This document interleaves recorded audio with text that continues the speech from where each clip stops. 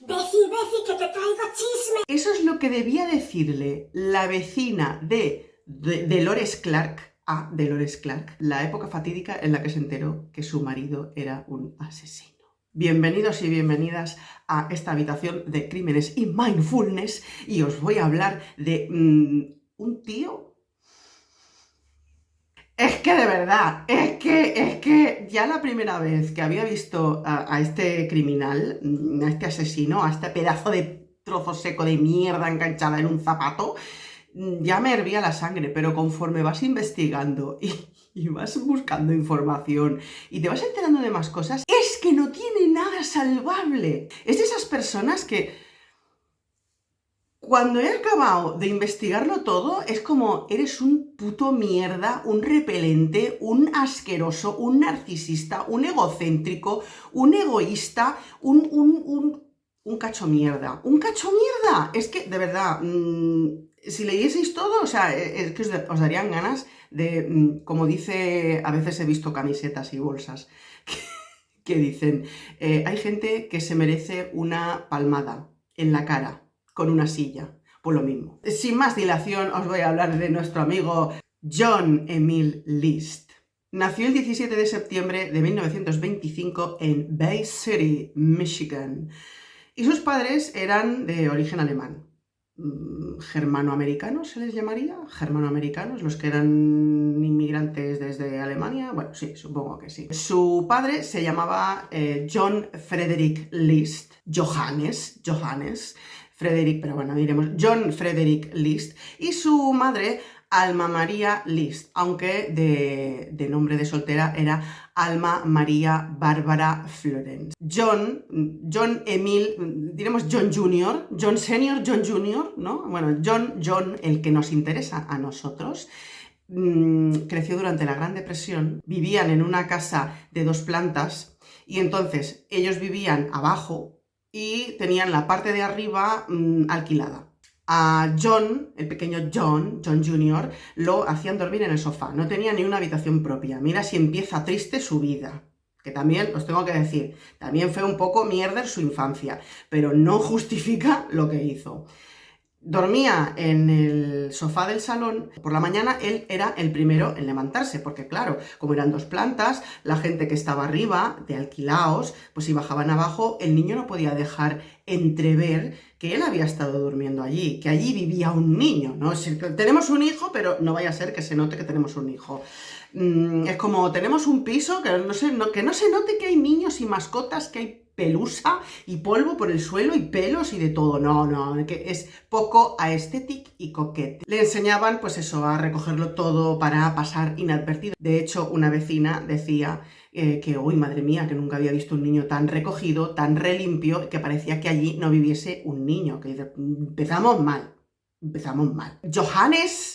John, padre, John Frederick, era un alemán de esos castizos, luterano, devoto, muy religioso él, muy estricto. Además, le pasaba una jarta de años a su mujer, porque él tenía unos 60 tacos y ella tenía 30 y algo. O sea, realmente se llevaban bastante diferencia. John también empezó a acudir, bueno, pues a la iglesia, porque eso era innegociable en esos tiempos. Tenías que ir a la iglesia sí o sí, y se convirtió en un luterano devoto, igual que su padre, y de hecho más adelante fue profesor de clases de religión ahí en la iglesia, lo que sería catequista. También os digo, era de lo poco que interactuaban padre e hijo. O sea, iban juntos a la iglesia, pero aparte de eso, relación paterno-filial era nula. Estaba ahí, que además no le llamaba por su nombre. El padre le llamaba al hijo el niño. O sea, el chiquillo, el crío, el zagal. No es que fuese muy querido en la comunidad, o por lo menos no era no era entrañable, no era un señor alemán de estos de no era entrañable en la comunidad. Y de hecho, un año para Halloween, como al señor Johannes Frederick le parecía que Halloween era una fiesta del demonio, que era muy satánico todo eso, él no repartía chuches. Y sabemos que ahí en Estados Unidos era muy divertido lo de ir a hacer el trick or treat. Entonces, una vez, pues fueron los niños y porque saben que él no va a abrir la puerta ni les va a dar chuches, y fueron a llamar a la puerta y se fueron corriendo. Porque a día de hoy todavía se sigue haciendo, de ir a llamar al timbre para tocar los huevos y luego ya está. Entonces llamaron a la puerta, él salió detrás de ellos, aquello como el tío La Vara, ahí, que me han llamado a la puerta, no, que me habéis... Bueno, que le habían estorbado pues la siesta de media tarde o la siesta de pijama y orinal. En esta situación, pues los niños que salieron corriendo, uno se cayó, había un hoyo ahí en la calle, se cayó y se torció o se rompió el tobillo. Los niños, como son así de simpáticos, acusaron al señor Johannes Frederick de que les había estado persiguiendo porque sí, porque era muy malo, no porque ellos hubiesen llamado al timbre, sino porque era muy malo y porque era un sieso. Bueno, se metió por en medio a la policía porque lo querían denunciar los padres, aquello que pasa de ¡ay, mi hijo, qué le has hecho! ¿Qué tal? Claro, tampoco sabes, porque tu hijo te dice que este me ha querido pegar y... No, en aquella época no había cámaras de seguridad ni había nada. Al final la iglesia intercedió, la iglesia luterana, no, hombre, no, que este hombre que es muy religioso, que es muy bueno, que sí eso, pero es bueno. Y ya está. Pero a partir de entonces, a nuestro pequeño John, yo diría que se lo pusieron al padre, pero al pequeño John le llamaban Trick or Treat Johnny, truco trato Johnny. Bueno, se le quedó ahí la gracieta, ¿no? Pero bueno, tampoco es que le hiciesen mucho caso en el colegio, porque igual que era transparente en casa, también era transparente en el colegio. Pasaba inadvertido. Johannes Frederick era un sieso con su hijo, pero por contra, Alma era la típica madre sofocante, sobreprotectora, que no dejaba que su hijo jugara con cualquiera, que no se ensuciara. Si, por ejemplo, hacía frío, pues le ponía 50.000 capas de ropa, no vaya a ser que le dé yo que sé, un parraque, una neumonía, etc. Entonces era muy asfixiante. Es la típica madre asfixiante que ya sabemos que es muy así, ¡ay, ay, ay, mi hijo! Que te elige hasta la novia. En 1943 se graduó en el instituto de Bay City Central High School y de ahí ya directamente, en lugar de decir voy a hacer carrera, pues se alistó al ejército, porque John Emil List, aparte de ser muy religioso como su padre, pues era muy patriota. Que bueno, que claro, que es medio alemán.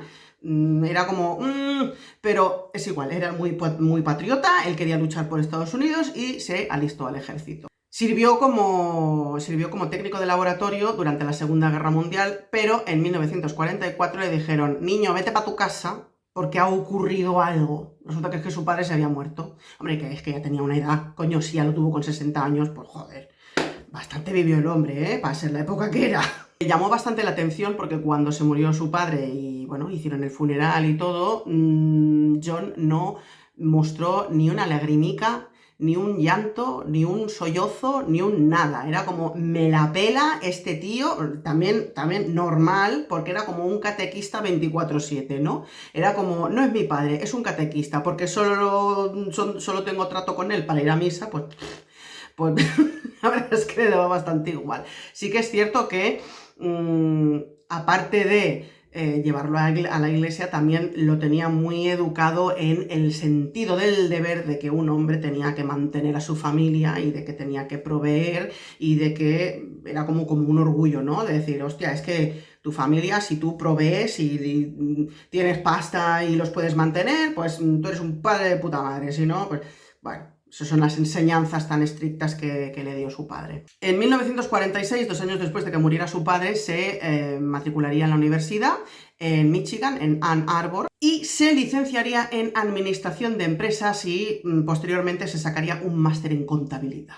Os digo yo que él, como nombre de asesino, se podría haber llamado el Contable. Hubiese quedado... Si quieres, uy, madre mía, que va a venir a por ti, no, el Boogeyman no, posteriormente lo llamarían el Boogeyman de Westfield, el hombre del saco de Westfield, que viene a por ti el contable.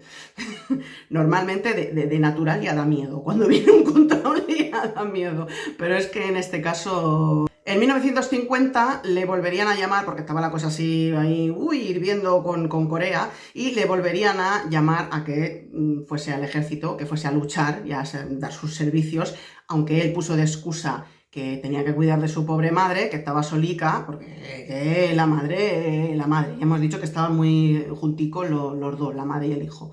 Pero le dijeron que nanay de la China, tú tienes que venir aquí a servir a tu país y, bueno, pues la llamaron al servicio militar activo y estuvo en Fort Eustis, Virginia.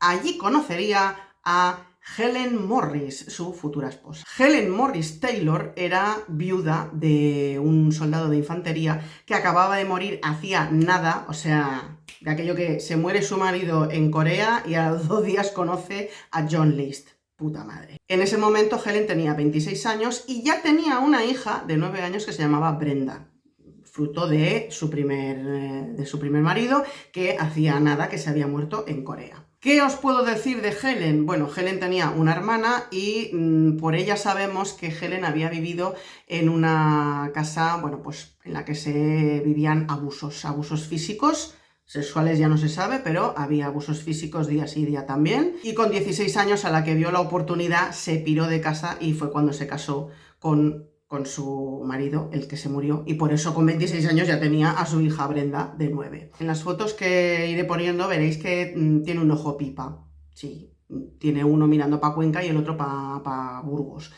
¿Por qué? Pues porque cuando estaba en Corea, porque esto era, claro, estaba su marido luchando en Corea, pues ella también estaba allí con él, y en la reserva militar donde estaban, ella dio a luz a Brenda, y en ese momento se ve que al médico pues se le fue la mano con el éter, que supuestamente lo utilizaban para dormirlas un poco, atontarlas un poco, se le fue la mano y se le cayó éter en el ojo derecho, que es el que va mirando para otro lado. A raíz de eso, ella empezó a tener problemas de visión, bueno, perdió la visión en ese ojo, la visión periférica y movilidad en el ojo. Y por eso, pues, se le quedó el ojo, pues, mirando para allá. Por si fuera poco, lo del ojo, a esta pobre mujer, en 1947, que fue esto antes de conocer a John List, su marido, que mientras estaba en Corea, pues los soldados se iban por ahí con servidoras sexuales o que ofrecían sus servicios sexuales, él pilló sífilis y se lo pegó a ella. Aparte de hepatitis. Entonces ella estuvo a punto de palmarla por la hepatitis y para salvarle la vida la tuvieron que mandar desde Corea a Estados Unidos para tratarle la hepatitis que la iba a matar. Aparte de eso, ya os digo, le pegó sífilis, que en ese momento se ve que había bastantes casos y era de ese tipo que se te acaba comiendo el cerebro, que te acaba dejando para allá. Durante su tratamiento, cuando ya la habían llevado a Estados Unidos y la estaban tratando para el tema de la hepatitis y para que no la palmase, fue cuando su marido se murió en Corea. 2 meses después de conocerse John y Helen, ella le vino con el chisme de «Nene, que me he quedado preñada». Entonces, pues, claro, él tenía un sentido muy estricto era muy religioso, un sentido muy estricto del honor y de, pues tengo que hacerme cargo de esta persona, de casarme con ella y hacer las cosas bien y reconocer al niño, que seguro que es mío. Entonces, en 1951 se casaron Helen y John en una iglesia luterana en Baltimore, Maryland. Esto siempre, Baltimore, Maryland, siempre me recuerda a Expediente X. Me encanta. Levantad la mano los fans de Scully y Mulder y Expediente X. List planeó una luna de miel, porque toda boda lleva una luna de miel fantástica, y planeó una luna de miel para ir descubriendo California. Irse los dos ahí de parejita a descubrir California. Pero en el último momento no se le ocurrió otra cagada monumental que decir, madre, véngase con nosotros, porque usted no conoce California. Planazo. En 1952, bueno, cuando ya había pasado la boda y la luna de miel fantástica con tu suegra y todo, pues se establecieron en Detroit y allí John encontró un trabajo en contabilidad del que lo echaron. Tuvo muchos trabajos este hombre, lo que pasa es que normalmente lo acababan echando porque era socialmente nulo. Luego trabajaría como supervisor de auditoría, que no sé qué coño es, pero bueno, supervisor de auditoría en una empresa papelera en Kalamazoo, Michigan. Que yo, Kalamazoo, solo conocía lo que es la empresa en la página web en la que puedes comprar material de oficina, pero resulta que es un sitio que existe de verdad en Michigan, Kalamazoo. Allí, mientras estaban en Kalamazoo, nacieron sus 3 hijos. La primera, Patricia, el segundo, que se llamaba John Frederick, y el tercero, que sería Frederick Michael. O sea, los dos niños tenían que tener el Frederick en honor a su abuelo. No lo quería para nada, no lloró en el entierro, pero a sus hijos les tuvo que poner Frederick como el abuelo. A Patricia la tendrían en el 55, a John en el 56 y a Frederick en el 58. O sea, ¡pum, pum, pum! O sea, recuperarte de los partos, ¿para qué? Acostumbrarte a ocuparte de un niño y luego ya irás a por el siguiente, ¿para qué? Eso estaba sobrevalorado. Luego, claro, las mujeres acababan con depresión. No entiendo, no sé, con lo fácil que es. Helen cogió una depresión y empezó a beber, porque claro, entre que si la suegra en la luna de miel, que si tenía sífilis, que por aquel entonces, cuando tuvieron a los hijos, yo no sabía que ella tenía sífilis. Esperaros que chisme también es bueno. No sabía que tenía sífilis y entre eso, que se le estaba yendo la olla, que se le estaba pudriendo la cabeza porque la sífilis le estaba atacando la cabeza y que también tuvo mucha presión para tener que si a una en el 55, al año siguiente el otro, bueno, y vivían en un apartamento relativamente pequeño, entonces se le hizo todo muy cuesta arriba y empezó a darle al drinking. Aparte de eso, como ya empezó con una depresión y todo, pues también los médicos tracatrá, la pastillita sedante que se le daba a todas las personas mujeres amas de casa que tenían problemas en ese momento, porque se les hacía todo cuesta arriba, porque tenían mucha carga mental, pues tracatrá, venga, pastillita mezclada con alcohol y con sífilis. ¡Bum! En el trabajo en el que estaba, de supervisor de auditoría en Kalamazoo, perdón, John no era muy social. Bueno, que era una antisocial, no se le daba bien la gente, no se juntaba con los demás, era un cansino y al final pues lo acabaron echando también. En 1960, porque esto ya fue después de tener al tercer hijo, que también nació en Kalamazoo mientras estaba trabajando allí, que nació en el 58, pues en 1960 se mudaron a Rochester, New York, porque encontró un trabajo en la empresa en aquel momento nueva, Xerox, supongo que sería Xerox, que lo he tenido que buscar porque nunca me acuerdo, es una empresa de productos y servicios de documentos impresos y digitales, es que nunca me acuerdo de todo el... Por aquel entonces tenían a sus 3 hijos, pero también todavía estaba Brenda con ellos, pero entonces Brenda, para 1960, se casó y entonces voló del nido. Entonces se quedaron con sus 3 hijos biológicos, porque recordemos que Brenda era del primer marido de Helen. Allí en Rochester, New York, se instalaron en una casa, estaban ellos 2 y los 3 niños, ahí todavía no estaba la suegra viviendo con ellos, y llegaron a un acuerdo, que más que un acuerdo era la situación que había antes, que ella dijo, le voy a poner todas las ganas a la relación matrimonial y voy a intentar ser una ama de casa de pro, pero tú me tienes que comprar cosas. Tú tienes que soltar pasta, nene, porque si quiero la última novedad no, en aquel entonces no creo que tuviesen la Thermomix, pero supongo que alguna fantástica aspiradora o vete tú a saber qué, pues él tenía que soltar, aflojar pasta, ser el proveedor de la familia y que no les faltase absolutamente de nada. Una cosa es que no te falten cosas y que no te falte lo básico, y otra cosa es que seas una pija de mierda, que quieras que tu marido te provea de todo lo más caro que haya. Pero bueno, en fin, todo lo que él intentaba, que por eso también se endeudó bastante, intentó pues que todo lo que ellos quisieran, pues lo más bueno y lo más caro y lo más guay y lo más moderno y lo más de todo. En 1965, cuando John todavía está trabajando en Xerox, Helen sigue bebiendo, sigue dándole al drinking. El acuerdo al que habían llegado, pues no sé si se ocupaba bien de la casa, pero ella seguía dándole al mam. Y a las reuniones que hacían en las empresas, porque pues que sí, pues a día de hoy se sigue haciendo, supongo, se hacen reuniones pues con los trabajadores o con clientes o lo que fuese, claro, iban las parejas también. Iban ellos con las parejas, entonces él tenía que llevarse a Helen. Y Helen, pues allí, triqui-tri, triqui-tri, triqui-tri, no paraba de darle a la botella y luego, claro, la liaba parda. Porque, bueno, empezaba ahí a decir de todo y montaba el numerito, entonces John se enfadaba con ella y ella, pues supongo que le debía decir algo como...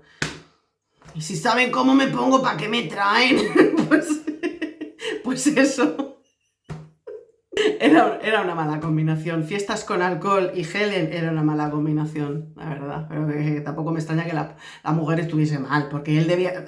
Es que a saber como marido cómo era él, ¿eh? Es que a mí me da la sensación de que era rancio. Hay dos versiones, porque yo he encontrado dos versiones de lo que pasó con ese trabajo, también porque recordemos que John es muy bueno como contable, pero como para mantener su trabajo no es muy bueno. Yo creo que lo hubiesen echado hasta el de McDonald's. No, igual no lo hubiesen echado si lo hubiesen tenido en la cadena de freír patatas, sacar patatas, freír patatas, sacar patatas.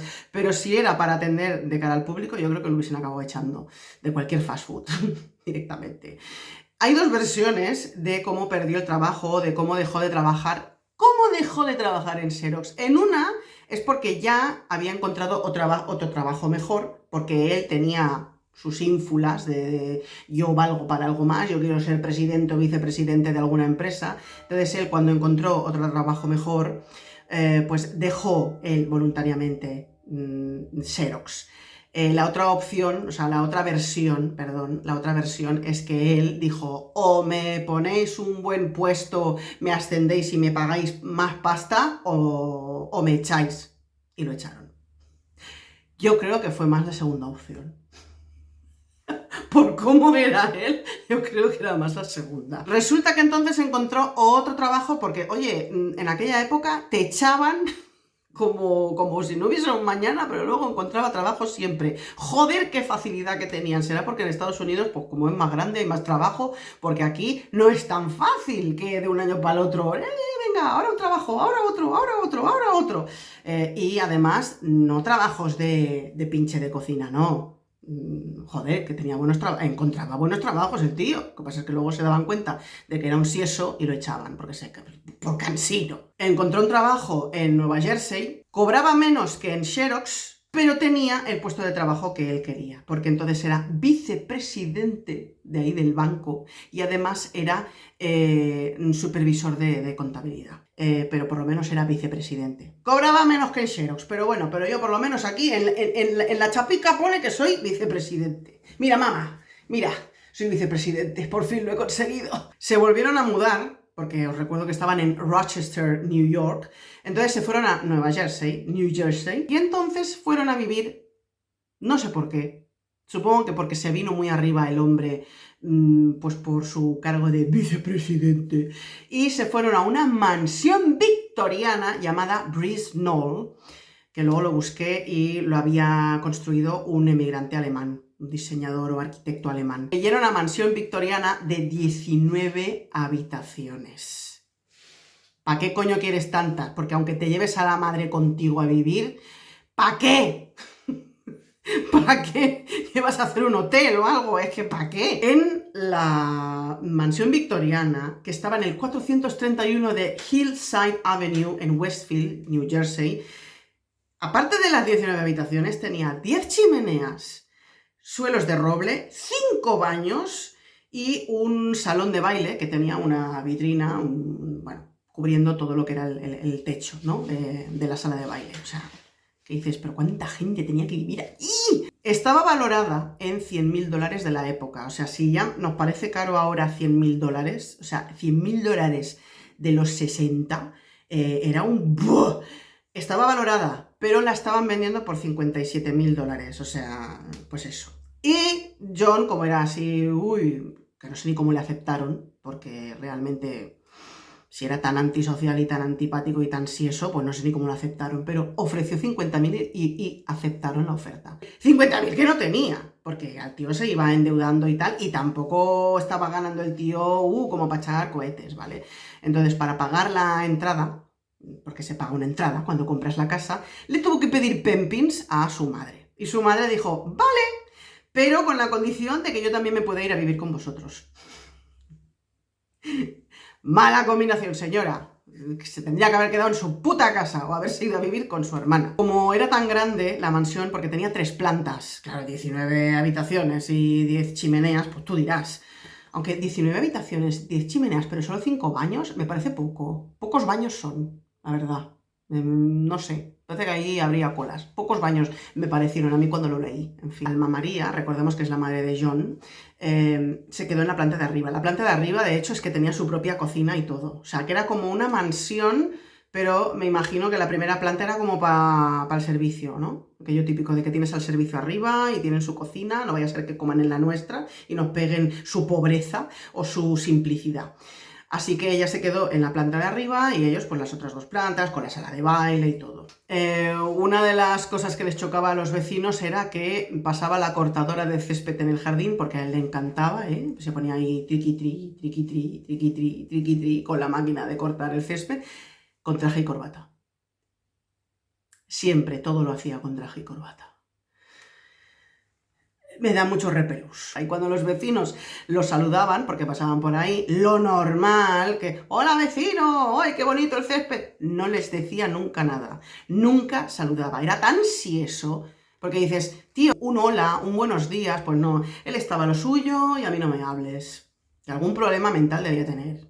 Algún problema mental, luego se dijo, pero algún problema tenía que tener este hombre, porque si no, no normal. Un hola, por lo menos. John era muy estricto con sus hijos y con los demás también, porque incluso se puso como líder de los Scouts, o se puso en un grupo que iban pues los Boy Scouts y hacían así como excursiones, tiendas de acampar, hacían nudos y cosas de estas, pero él... Ahí le salía el ramalazo militar de cuando él había estado en la Segunda Guerra Mundial, que dices, tío, no te eches el pisto, que habías estado de técnico de laboratorio, que tampoco era como si estuvieses ahí en primera línea de fuego. Pero bueno, en fin, él era muy estricto y llegó incluso a saberse que un padre, porque los padres de los otros niños no lo tragaban, y un padre dijo, cito textualmente, que era un tirano de hojalata. Tirano de hojalata, metódico hijo de puta, chiflado derechista. El problema del trabajo nuevo de John, que era vicepresidente en un banco en Nueva Jersey, es que, claro, tenía su trampuña. Él se pensaba que pues iba a ser bueno, pues eso, porque iba a ser muy fácil, y no. Resulta que también tenía que tener contacto con las personas porque tenía que vender créditos a la gente. Y eso se le daba fatal. Tratar con gente se le daba como el ojete y al final lo acabaron echando también. No sé cuántos llevamos ya, pero bueno, seguid conmigo en este fantástico mundo de encontrar trabajo y perderlo para que la familia no se enterase, para evitar esa tamaña humillación, porque es que claro, era una detrás de otra. Joder, otro trabajo, tío, Juan, de verdad, o sea, para evitarles la humillación y porque sus hijos ya eran teenagers y para que, bueno, pues eso, pues para que no sintiesen vergüenza de su padre, porque él tenía que ser el proveedor de la familia, etc. No les dijo nada. Él cogía cada mañana, seguía su ritual de me tomo mi cafecito, me voy a ir a trabajar, voy con mi traje, aunque yo creo que no se quitaba el traje ni para cagar, ni para dormir, ni para nada. Se iba con su trajecito, se iba a supuestamente hacer entrevistas de trabajo, pero cuando no estaba haciendo entrevistas de trabajo o buscando trabajo, se iba a la estación de tren de New Jersey, se iba con un periódico, se lo leía de pe a pa, que dices, hombre, tampoco tardas tanto una jornada laboral entera en leerte un periódico, pero bueno, no sé qué más haría. Pero se estaba allí leyéndose el periódico hasta que se le hacía la hora de volver a casa y hacer ver que había vuelto del trabajo. Y esto lo estuvo haciendo todos los días, de lunes a viernes, porque se suponía que trabajaba de lunes a viernes, lo estuvo haciendo durante 6 putos meses. O sea, 6 meses saliendo de casa para irte a la estación a leer el periódico y hacer ver que estaba trabajando. Y mientras tanto, diréis, ¿cómo pagaba la hipoteca de la casa y los gastos y todo? Pues él iba sacando cantidades de dinero de la cuenta de su madre. Porque su madre ya estaba gaga, bueno, no gaga, no, pero ya estaba bastante mayor, entonces pues él, te lo administro. ¿Os lo acordáis? Como Jonestown, ¿no? Jim Jones, que tú dame el dinero para la iglesia, que yo te lo administro.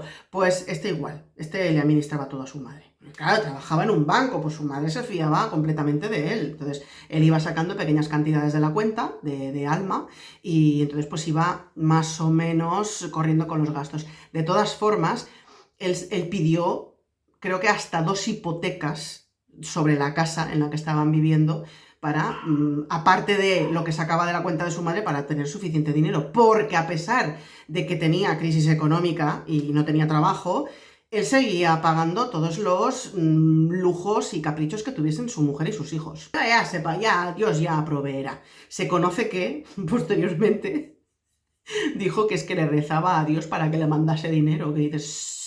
Para aquel entonces también, como veía que iba la cosa a chungueras, también les dijo a sus hijos que se buscasen, aparte de ir a estudiar, que se buscasen trabajos a media jornada, pero no para que llegase dinerichi a casa. Él les dijo que era para que aprendiesen a madurar y a ser responsables.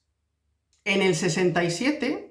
volvió a encontrar otro trabajo más o menos parecido al que tenía anteriormente, o sea que más o menos como interventor o subdirector, pero duró menos de un año, por las mismas razones, supongo, pero duró menos de un año. O sea, ya llevamos 3, 4, 5 trabajos, no sé. Y aparte de eso, llegó al punto en que Helen a veces estaba en casa, sacaba la foto de su anterior marido, de su difunto marido, y se lo quedaba mirando y ¡ay, qué guapo era! ¡Ay, qué maravilla de hombre! ¡Ay! Claro, eso delante de John. Pero es que no solo delante de John, sino que cuando luego iban a fiestas de estas de compañeros de trabajo, etcétera, que era donde ella también triqui-tri, hacía lo mismo. Y encima les hablaba de lo maravilloso que era su anterior marido y de lo poco que la satisfacía John. Entiéndase que decía que no la satisfacía sexualmente. Cosas que no se tienen que decir en público y cosas que no se dicen borracha en una fiesta.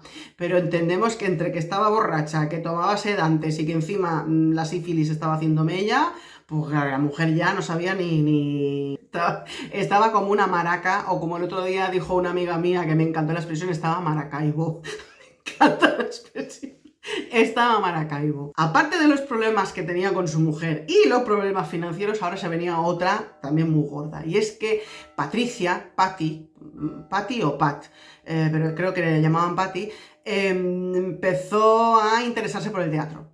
Y se apuntó a clases de teatro en donde estudiaba, o en el instituto o lo que fuese, estaba yendo a clases de teatro. Y era la época de los hippies, del amor, de tal, y empezó a vestirse con tejanos ajustados.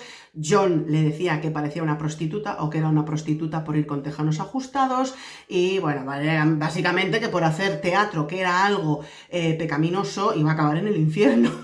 O sea, claro, Patty además empezó también a probar la marihuana, esas cosas, pero es que era normal en aquella época y además con gente joven. Pues, ¿qué pretendes, tío? O sea, encerrarlos en casa como una secta y que no sepa lo que hay en el exterior. Bienvenido a los 60, John. Claro, para haceros una idea, es que en la casa tenían en las habitaciones, porque he visto fotos que me parece súper moderno para la época, pero tenían como unos intercomunicadores en las habitaciones, que supongo que era para llamar pues como antes que hacían ahí, cling, cling, cling, con la campanita para llamar al servicio, pues tenían intercomunicadores para hablar entre las habitaciones. Pues John ponía música clásica ahí con el tocadiscos y ponía solo música clásica. Es que solo se escuchaba música clásica en esa casa, porque era muy a la antigüita él, y ponía música clásica y se escuchaba por los intercomunicadores de toda la casa.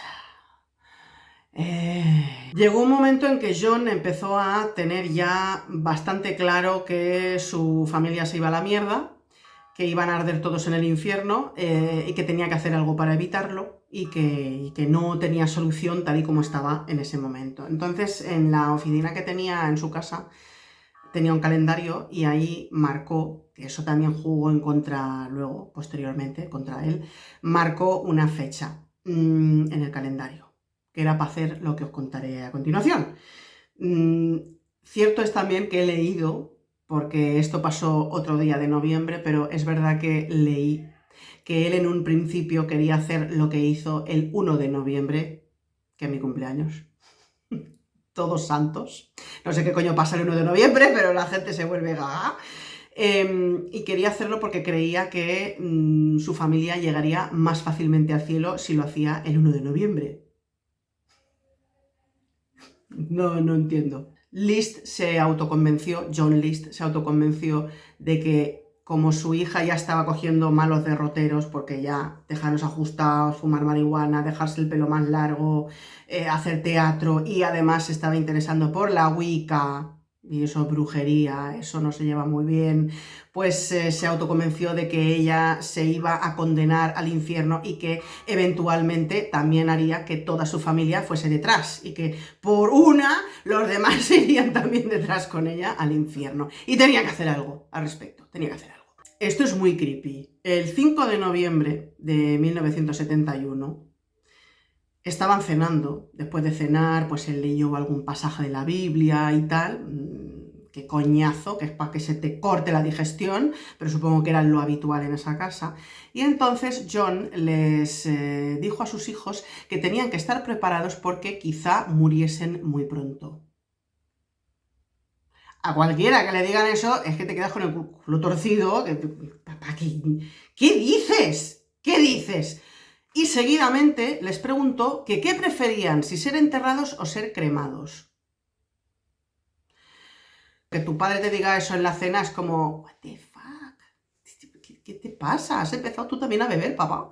¿También tienes sífilis? Ellos en ese momento, se quedaron como, pero le dijeron que ellos preferían ser enterrados. Yo no le hubiese contestado directamente, le hubiese dicho, me hago las maletas y me voy. El día siguiente, el 6 de noviembre de 1971, Patricia fue a clases de teatro y le dijo a su profesor, Edwin Iliano, oye, mi padre está muy raro, nos ha dicho que vamos a morir pronto, nos ha preguntado, y claro, y él decía, bueno, pero no nos lo habrá dicho así porque sí, os habrá dicho que está preocupado, y ella, no, que te estoy diciendo que nos ha dicho que vamos a morir pronto, que es que nos ha preguntado incluso si queremos ser enterrados o cremados. O sea, la tía estaba cagada de miedo, o sea, ella realmente, bueno, supongo que los otros dos también, los hermanos también, pero ella estaba cagada de miedo, se lo explicó al profesor de teatro y de hecho le dijo, si en algún momento ves que faltamos porque nos hemos ido de vacaciones o lo que sea, es que nos hemos muerto, o sea, es que nos ha matado, es que mi padre está muy loco. Entonces, él la acompañó a su casa,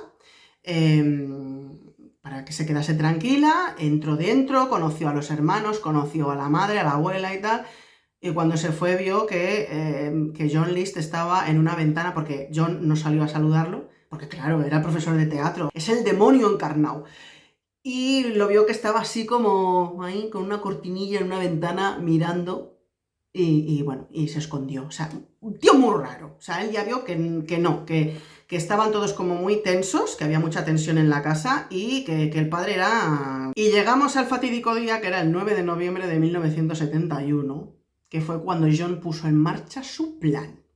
Porque, como buen contable medio alemán, lo siento por los alemanes, pero es que siempre se ha dicho que son como muy ordenados, muy metódicos, pero bien, John es como... John estaba tarao, ¿vale? Pues eso. Entonces, como buen contable, metódico, ordenado, etcétera, es que lo tenía todo súper calculado. Entonces, esa mañana se levantó temprano, los niños se fueron al colegio, se fueron los tres al colegio, y bajó Helen a tomarse el cafecito. Él se fue al despacho que tenía un archivador de estos pues, supongo que de estos metálicos, así pues, con todos sus papeles de su trabajo y tal, pero es que tenía un cajón donde además lo tenía etiquetado pistolas y munición. Vale, no hacía falta ponerlo, y menos teniendo niños en casa, pero bueno, en fin. De ahí sacó dos pistolas, dos revólveres. Uno era una Colt calibre 22, que era de su padre. En algunos sitios dicen que él se fue a la policía o no sé dónde a hacer las cosas bien, correctamente, y comprarse la pistola y registrarla. En muchos otros sitios dice que el Colt de calibre 22 era de su padre, de Johannes Frederick. Y luego también tenía otra, que era una pistola automática Steyr 9 milímetros, que esa se la trajo él de la Segunda Guerra Mundial, de cuando estuvo de militar. Entonces tenía esas dos pistolas, se fue a la cocina, Helen fue la primera víctima, estaba ella ahí sipping coffee, ahí tomándose su cafecito, pensando en las botellas de whisky que se iba a beber. No sé lo que le pasaría por la cabeza, pero lo último que le pasó por la cabeza fue la bala. Lo siento, pero es que es para decirlo así, o sea, le fue él por detrás como un puto cobarde de mierda y ¡pam! Y le disparó y la mató en el acto. Le dio en la cabeza, le mató en el acto. Dejó el cuerpo ahí y se fue al piso de arriba, que era donde estaba su madre. En el tercer piso, recordemos, estaba su madre, se estaba haciendo las tostadas para el desayuno y cuando entró él le preguntó ¿qué ha sido ese ruido tan fuerte? Y sin decirle nada, le pegó otro tiro a su madre. Le dio un tiro por encima del ojo. También muerta en el acto. Entonces cogió el cuerpo de su madre, lo intentó arrastrar desde la cocina, supuestamente lo quería bajar al piso de abajo porque él quería poner a todos los cuerpos juntos, pero pesaba demasiado, entonces pues la dejó en el pasillo directamente. La dejó ahí, la tapó con algo y venga, y me voy para abajo. Y entonces fue al sótano, cogió unos sacos de dormir que los había usado con sus hijos para hacer pues excursiones, acampadas tipo Boy Scout.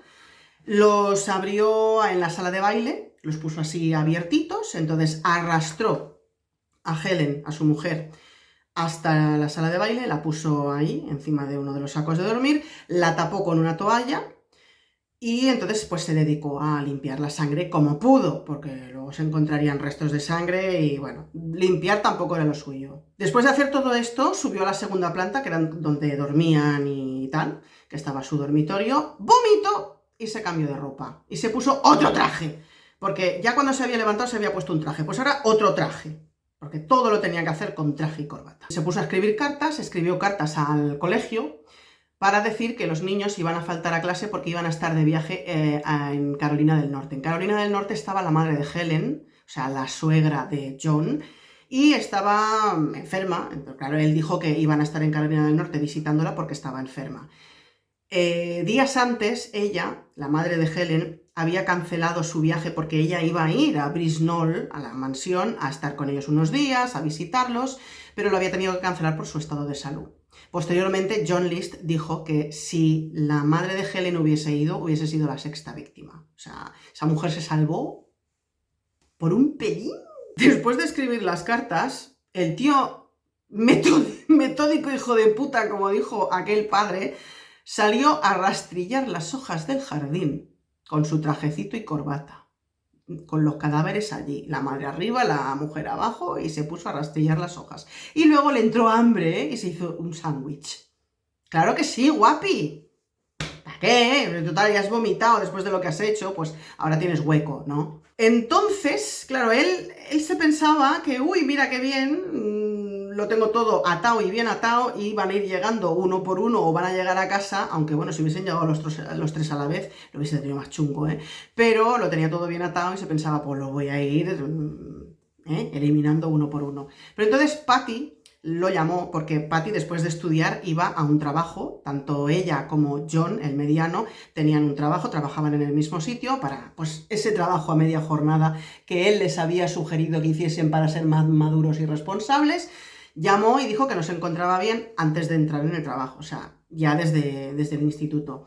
Llamó y le dijo que si le podía recoger. Entonces él ya dijo, me cago en la puta, ya me están fastidiando los planes, pero bueno, vamos a hacer plan B, vamos a tener que modificarlo todo. Fue a recoger a Patty y fueron para la casa. Al llegar a casa y parar el coche, él cogió, abrió la puerta corriendo del piloto y salió corriendo para la casa. Bueno, Patty, mientras tanto, pues salió del coche y en lo que ella tardaba en salir, coger la mochila o lo que fuese, los libros, sus cosas, John se había ido a coger su pistolica, se había escondido detrás de la puerta por la que iba a entrar Patty, y a la que ella entró por la puerta, él ya estaba escondidito detrás con la pistola y ¡pum! Tiró por detrás y en un solo tiro se la cargó. La arrastró hacia la sala de baile y la puso también al lado de su madre, encima de uno de los sacos de dormir. Bueno, pues ala, otra menos, me quedan dos. Se volvió a cambiar de ropa, se puso otro traje, no sé cuántos trajes tenía este hombre, pero bueno, tenía muchos. Se puso el tercer traje del día y se fue al centro.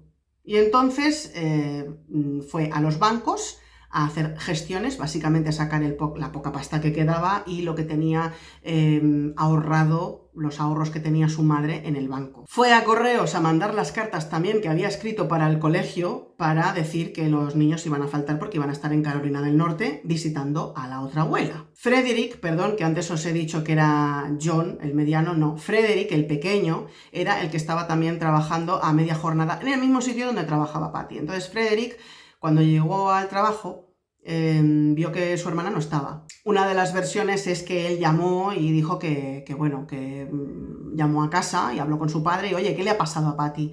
Y el padre, John List, le dijo, no, es que se encontraba mal, la he venido a buscar y por eso no ha estado en el trabajo, está aquí en casa, está bien, bueno. Y entonces, en esta primera versión, Frederick les diría a los del trabajo, oye, que me tengo que ir un poco antes, y le pidió a su padre que lo recogiera. En la otra versión, yo la verdad es que no sé cuál es cuál, Frederick acabaría del tirón su jornada laboral y entonces le diría a su padre que le recogiese cuando acabase su jornada laboral. El tema es que John fue a buscar a Frederick y hizo el mismo modus operandi que con Patty. Llegaron a casa, bueno, no, el mismo no, mentira, porque cuando llegaron a casa el niño se acordó, Fred, se acordó de que por la mañana no les había puesto de comer a los peces que tenían en el acuario. Entonces él entró, John dijo, hostia puta, es que ahora igual verá los cuerpos, depende de por dónde entre, porque claro, recordemos que era una casa muy grande, había muchas puertas, pero bueno, entró, no vio ninguna señal rara, Frederick, él fue directamente a lo que era el comedor, que era donde estaba fue a ponerle la comida, que era donde estaba el acuario de los peces, les puso la comida.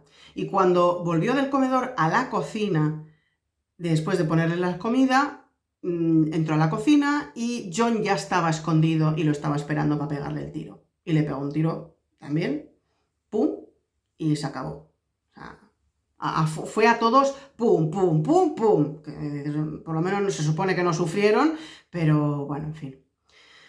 A mí la verdad es que me dio bastante cosica, porque además vi la foto del acuario y era como, joder, dejas que el niño vaya con toda su responsabilidad de, hostia, que no les he puesto de comer, déjame que les tengo que poner de comer a los peces, le ponen de comida a los peces, le deja que se acerque a ponerle comida a los peces para luego esperarlo en la cocina y pegarle un tiro. Que me parece acojonante. Igual que con Patty, lo arrastró a la sala de baile y lo puso encima de uno de los sacos de dormir. Finalmente le quedaba John, que era el mediano. John padre, John List, pensaba que, bueno, estaba convencido de que John hijo tenía un partido de soccer, fútbol, me imagino, sí, soccer, tenía un partido y resulta que no, que cuando había acabado de matar a Frederick, resulta que llegó el coche y llegó allí John porque habían cancelado el partido. Por mucho frío, habían cancelado el partido y él llegó antes a casa. Entonces John enseguida tuvo que, mierda, que me pilla, y cogió las pistolas, se escondió otra vez, y cuando entró John notó algo raro, porque claro, es que no le había dado tiempo a John padre de esconderlo todo, ni de arreglarlo todo, y así como por el rabillo del ojo vio el arma. Entonces, claro, John padre disparó y le quería dar en la cabeza, pero como se giró el hijo, le dio primero en la espalda.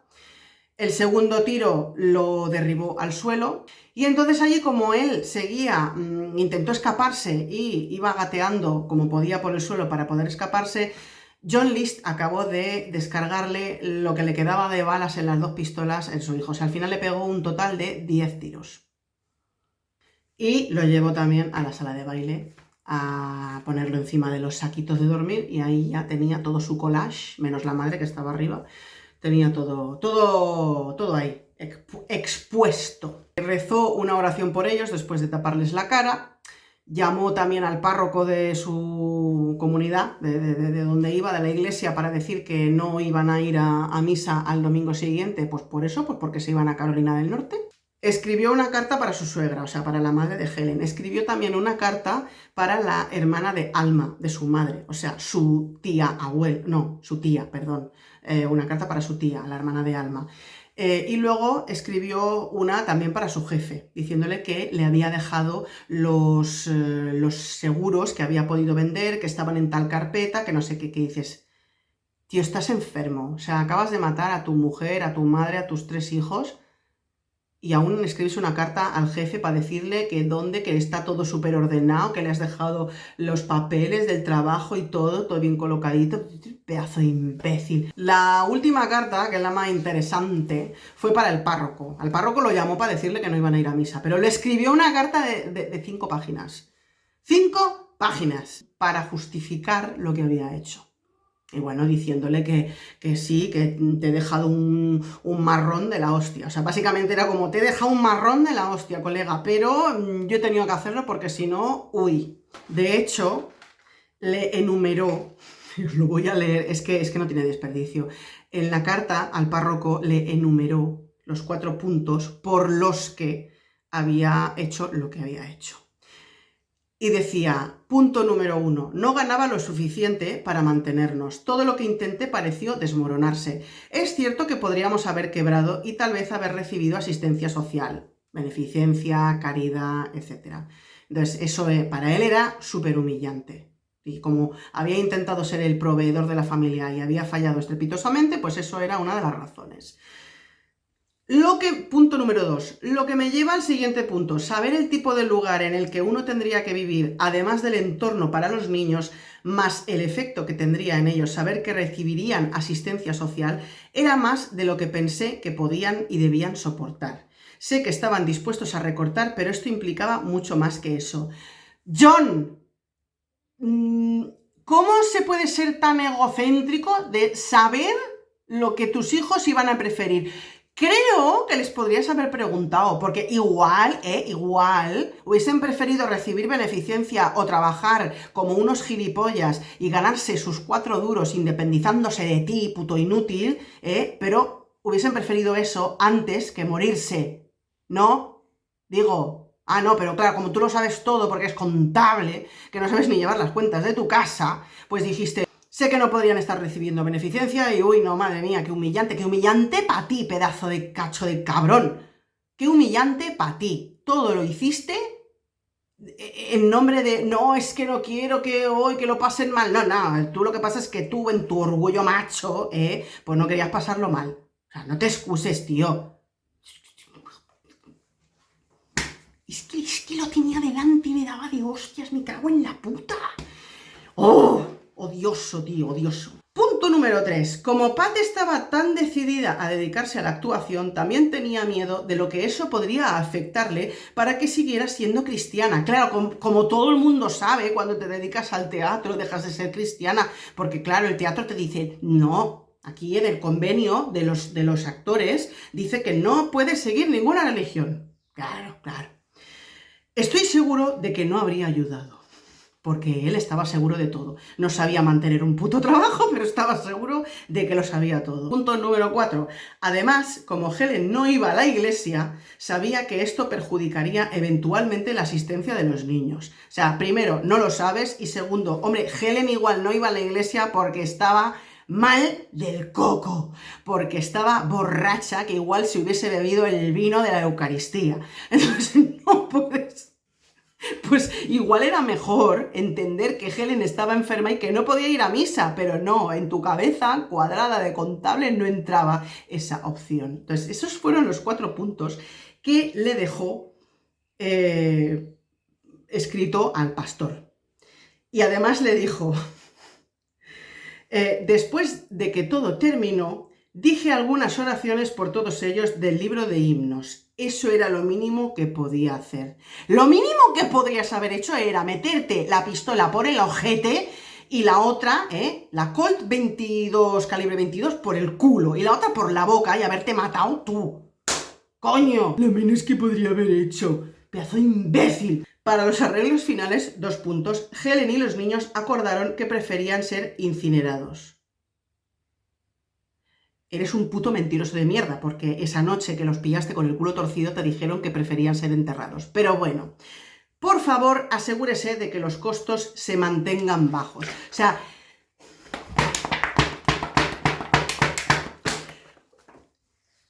te cargas a tu familia y tienes los huevos de escribir esa pedazo de carta con esos puntos, todo frío, todo tal, y luego mantenga los costes bajos. No, es que querían ser cremados. No, no querían ser cremados. No querían ni que los mataras. Y te dijeron que querían ser enterrados, pero claro, en tu cabeza de contable dijiste, ser cremados es más barato que ser enterrados. Pero si no lo ibas a pagar tú, pedazo de cabrón, imbécil, mierda seca, que no lo ibas a pagar tú, que no tenías un puto duro, que tenías ahí, que debías 3 hipotecas y yo que sé qué más. Hijo de la gran chingada. No sé para qué les pregunto esa noche a sus hijos y total luego iba a hacer lo que les salía del orto. En fin, o sea, no me digáis que no es odioso, es que solo con... Bueno, y esperaos, que falta también otra parte. Le dejó un postdata. Le dejó un postdata al cura y le dijo: mi madre está en el pasillo del ático, 3er piso. Era demasiado pesada para moverla.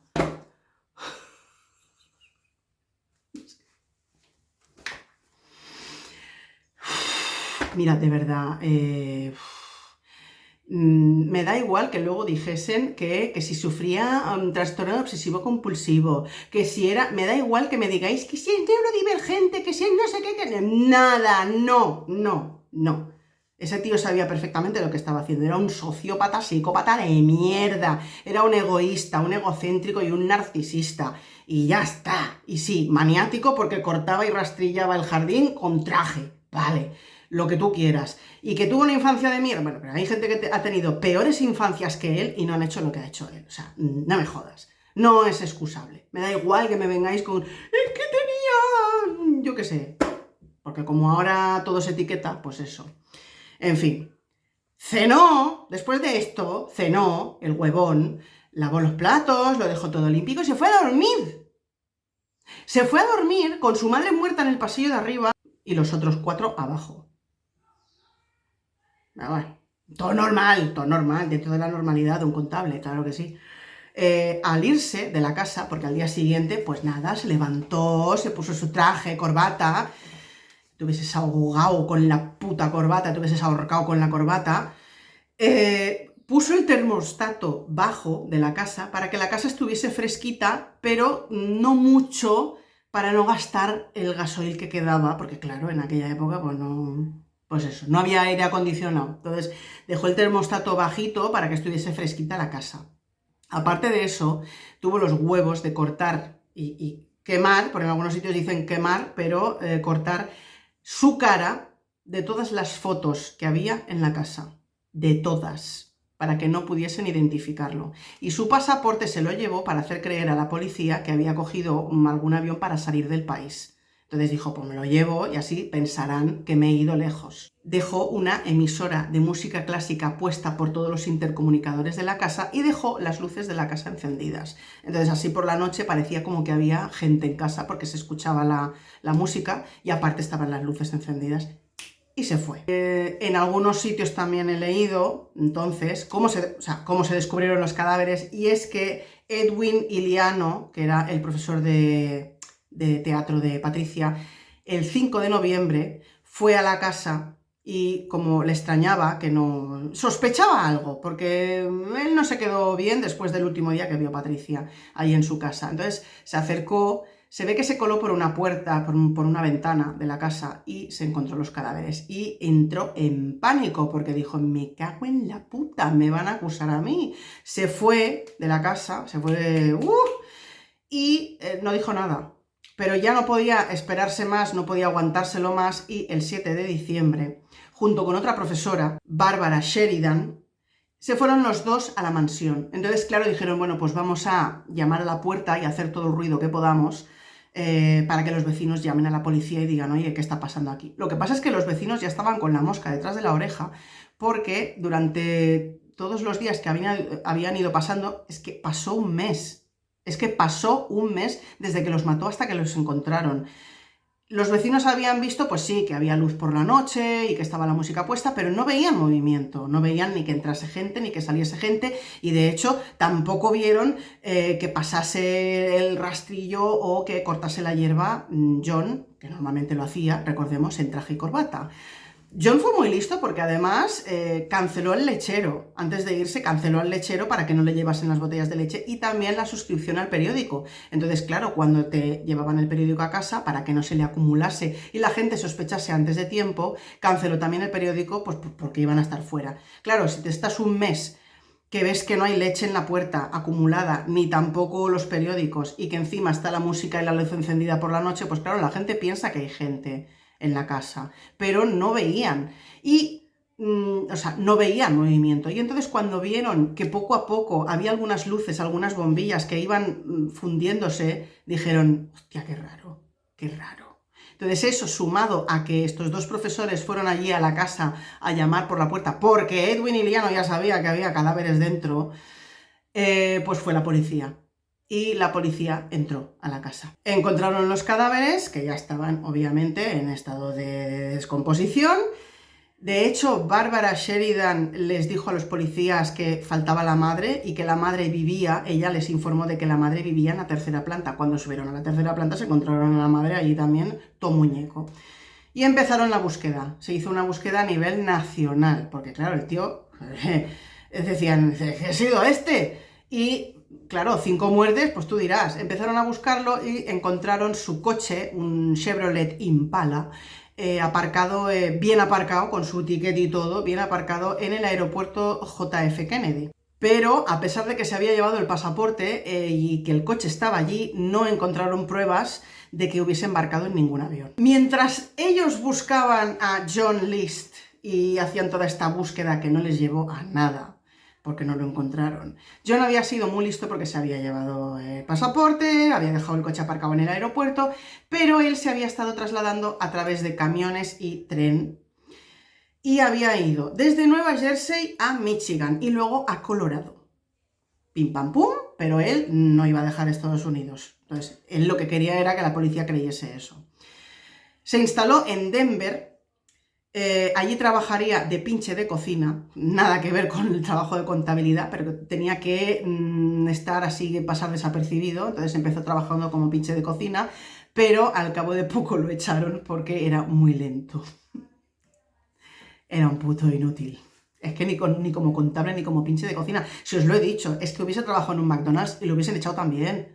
Mientras buscaba trabajo y estaba pues en Denver y tal. En aquella época no sé cómo lo hacían, pero él pidió pidió otra tarjeta de la Seguridad Social que tienen allí y adoptó otro nombre, Robert Peter Clark. A partir de entonces no era John List, sino que era Robert Peter Clark. De 1979 a 1986 fue inspector en una fábrica de cajas de cartón en las afueras de Denver. Él se quedó ahí en Denver, Colorado. Y entonces allí, como le picaba el culo porque tenía que rezar, porque él tenía que rezar, pues se apuntó, o sea, se unió a una congregación luterana que había allí.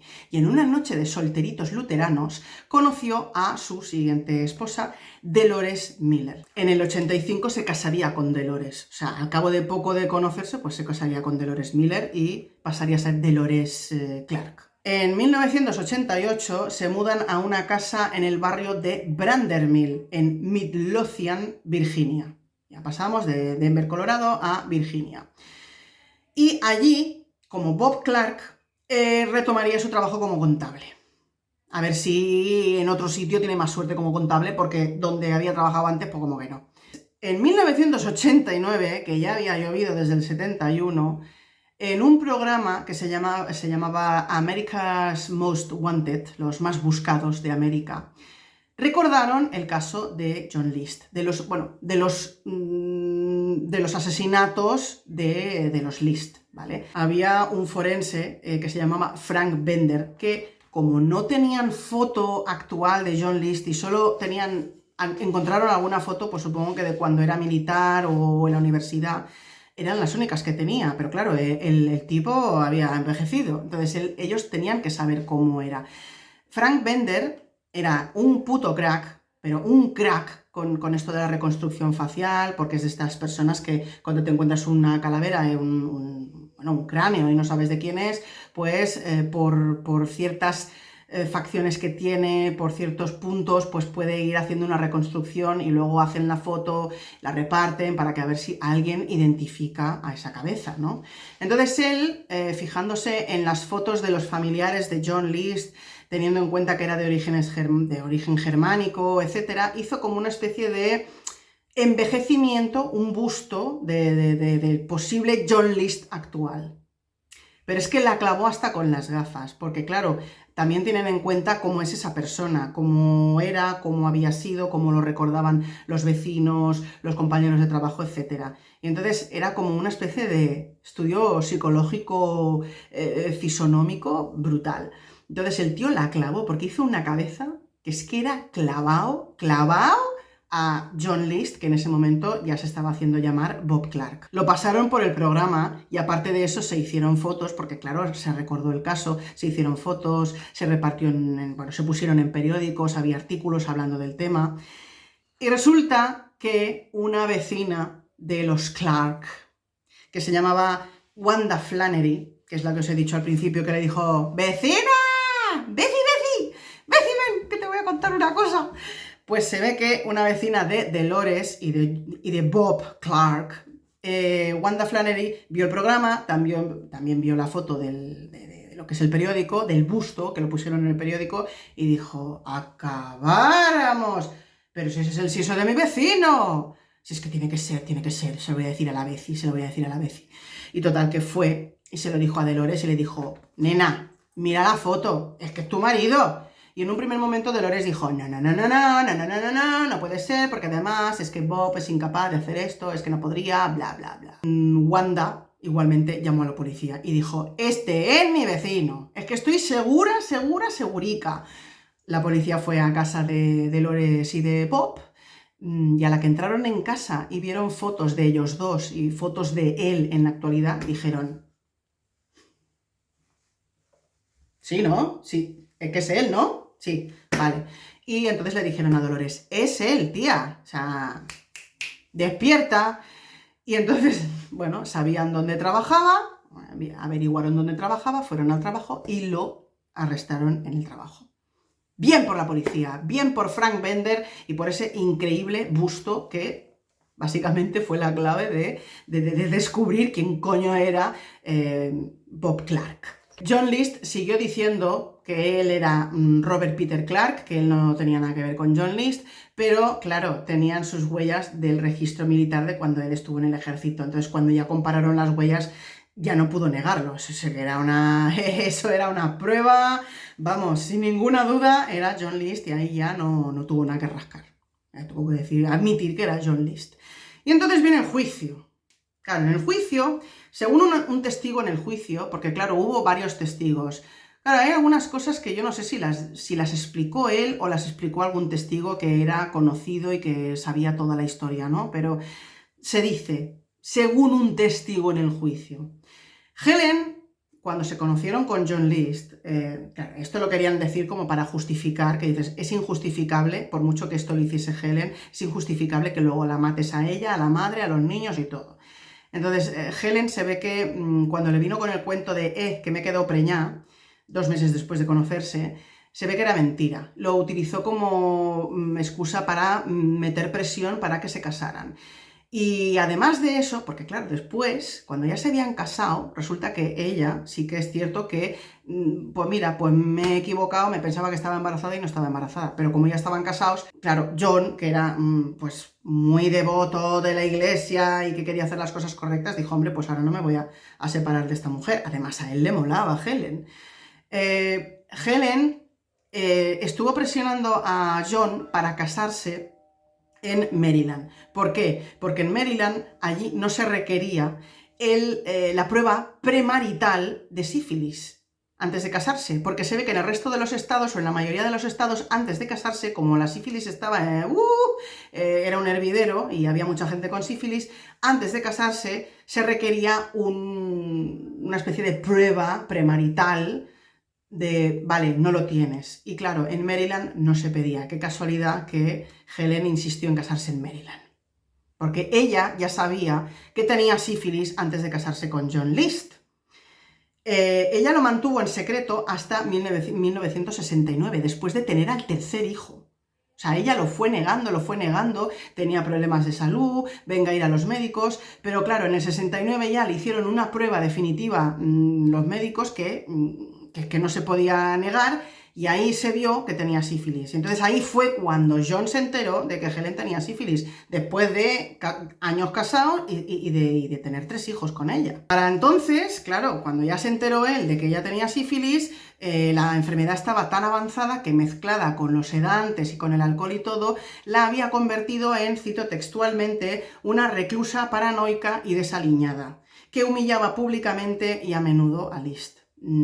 Claro, esto pues también lo presentaron como, uy, madre mía, qué mala era esta mujer, que lo engañó, que no sé qué, está justificado que se la quitase de encima. Hombre, no. Hay una cosa que se llama divorcio, que a lo mejor no quedaría muy bien en esa época, pero chico, nulidad matrimonial, ¿no? También puedes decir que te ha engañado. Pero él, como era tan correcto, tan religioso, bueno, pues supongo que no se planteaba esa opción. O sea, en lugar de nulidad matrimonial o divorcio, no. Mejor ya, si eso los mato, que eso no va en contra de los 10 testamentos. En fin, un psiquiatra designado por el tribunal testificó que List sufría desorden de personalidad obsesiva compulsiva y que, claro, en su cabeza solo había 2 opciones. O admitía los problemas que había financieros y recibían beneficencia, caridad, o se cargaba su familia. Y así salvaba sus almas. Entonces, claro, como lo de la beneficencia en su cabeza no entraba, porque sus planes no entraba, que fuese tan humillante para él, porque yo creo que es mejor recibir caridad que morirse, al menos en su situación. Yo creo que hubiesen tenido, no sé, tenían más familia, hubiesen tenido más oportunidades, quizá, pero es que ni les preguntó, solo les preguntó si querían ser cremados o enterrados, y ni para eso sirvió. Bueno. Entonces, claro, como eso no era una opción, pues tracatrá, toda la familia fuera, y además a la madre, porque él lo admitió al cura, al párroco, en la carta admitió que a la madre se la cargó básicamente para que no sufriera, porque claro, al ver a Helen muerta y a los 3 nietos y toda la situación y todo, pues para que la pobre mujer no sufriera y le diese una pechusque, pues ya si eso me la cargo yo primero y ya está, para que no sufra. Todo me recuerda lo de lo apuñalé 24 veces para que no sufriera, pues lo mismo. El 12 de abril de 1990, cuando ya se acabó el juicio, fue condenado a 5 cargos por asesinato en primer grado y fue condenado a 5 cadenas perpetuas. Con una ya vale, porque solo va a cumplir una. No lo vas a resucitar para que cumpla otra y otra y otra y otra. Entonces, pues chico, pues con una ya tiene, no sé, en fin. Una cadena perpetua por cada víctima. Ante la condena, List tuvo los santos huevos de decir: creo que, por mi estado mental en aquel momento, no soy responsable de lo que sucedió. No, de lo que sucedió, no. O sea, de la tragedia que tuvo lugar, de lo que sucedió, no, que los mataste y punto, ya está. Pido a todos los afectados por esto su perdón, comprensión y plegarias. ¿Qué dices? List presentó 2 apelaciones alegando, la primera, que su juicio personal, no el juicio donde lo juzgaron, sino su juicio personal, se vio afectado por estrés postraumático por haber estado en el ejército. ¿Qué dices? Y la segunda apelación fue porque la carta que dejó en la escena del crimen era una comunicación confidencial a su pastor y por lo tanto inadmisible como evidencia. Mira, bonito, si tú hubieses querido que eso quedase en secreto, te ibas al confesionario y se lo explicabas. Pero si lo dejas escrito en una carta, es que eres gilipollas. Y encima en el calendario tenía marcado el día, no me jodas. O sea, no puedes decir que no fuese premeditado. Premeditación, alevosía y nocturnidad no, porque fue durante el día, pero casi. El tribunal, claro, el tribunal de apelación, cuando List apeló por esas 2 razones, le dijeron que pa' tu culo, que no, y que te va a morir en la cárcel y te jodes. Eventualmente List expresaría remordimientos por el crimen y le dijo a una entrevistadora, que le hizo una entrevista a una reportera, y le dijo, ojalá no hubiese hecho nunca lo que hice. Que dice, sí, claro, a toro pasado cuando ya te han pillado, pero los tantos años que estuviste con la otra mujer y tal, no te acordabas, de lo que habías hecho, mamonazo. Cuando se le preguntó por qué no se había quitado la vida, porque lo lógico hubiese sido, madre mía, la he cagado como padre de familia y marido y todo, pues oye, pues yo también me quito del medio. Dijo que no se suicidó porque si no, no hubiese ido al cielo. Porque claro, suicidarse, claro, en la Biblia está muy mal visto, y si te suicidas no vas al cielo. Y él, si se suicidaba, no iba al cielo y no se podía reunir con su familia. ¿Qué te hace pensar que si te mueres de muerte natural después de haber matado a tu familia, tú vas a ir al cielo? ¿Qué es? Porque en tu lecho de muerte te vas a arrepentir de todos tus pecados, Dios te lo perdona todo y vas a ir al cielo. ¿Así funciona el catolicismo o lo que sea, o el cristianismo? No, o sea, si te suicidas, según tu religión, no vas al cielo. Pero es que si matas a 5 personas tampoco, como si matas solo una. No matarás. Vamos. ¿Pero tú te crees que te iban a recibir con los brazos abiertos? ¡Ay, qué buen padre eres! Nos mataste para evitar que tuviéramos que pedir en la calle. Por favor, es que no hay por dónde coger a este hombre. Es que ninguna de las cosas que hizo ni que dijo tiene justificación ninguna. Es que además es de repelente, ¿no? De lo siguiente. Uy, es que te pone de una mala leche. Cuando lees todas las declaraciones, tú es que... Murió, John List se murió el 21 de marzo de 2008, con 82 años, es muy cabrón, por complicaciones derivadas de una neumonía en el St. Francis Medical Center en Trenton, New Jersey. Y al publicar su muerte, el New Jersey Star Ledger, que era un periódico, se refirió a él como el Boogeyman de Westfield. O sea, Boogeyman, el hombre del saco. Pasamos de Trick or Treat Johnny a el Boogeyman yo lo llamaría el contable. Me encanta. El contable. Ya está. El traje. No sé, algo así, pero el contable inútil, por cierto, porque madre mía, qué problemas tenía para trabajar este hombre. El cuerpo de Alma, esto fue antes de que pillaran a John List, el cuerpo de Alma se trasladó a Frankenmuth, Michigan, y enterrado en el cementerio luterano de St. Lawrence. Y Helen y sus 3 hijos fueron enterrados, como habían dicho, la noche del 5 de noviembre de 1971, enterrados en el cementerio Fairview, en Westfield. O sea, no cremados como quería él, para mantener bajos los costes. Es que... ¡Cago en la puta, tío! ¡Uf! Es que lo tenía aquí delante y mira, de verdad, se me va a romper la libreta y... Lo cogería y los cortes de las hojas que duelen tanto cuando te cortas en los dedos, le estaría haciendo cortes con una hoja de papel o con cartón. Con cartón, el cartón duele mucho cuando te cortas con cartón. Le estaría haciendo cortes con cartón y ¡toma, toma! La mansión permaneció vacía hasta que al cabo de 9 meses de los crímenes hubo un fuego, que no se sabe si fue intencionado, provocado, y se quemó toda la casa. Y aquí viene la puntillita, que es que hubo el rumor, aunque claro, no se ha demostrado, porque claro, como se quemó la casa no se puede saber, pero había el rumor de que la vitrina que había en el techo de la sala de baile de la mansión de 19 habitaciones era de Tiffany y que podía rondar los $100.000, que era el valor que tenía la casa, básicamente.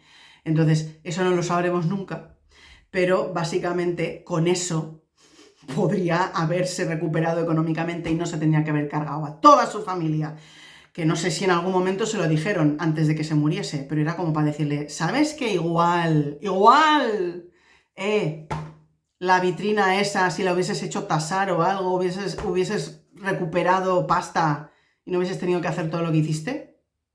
Hijo de puta, metódico de mierda, tirano de hojalata. Me encanta. Yo creo que a este hombre se le puede dedicar la canción, fantástica canción de Rata de 2 patas. Pues eso, animal rastrero, escoria de la vida. Yo creo que esa canción le pega muy bien a John List. Y hasta aquí llega el caso de John Emile List. Trick or Treat Johnny, The Boogeyman of Westfield, el contable, el aniquilador de familia. Bueno, en fin.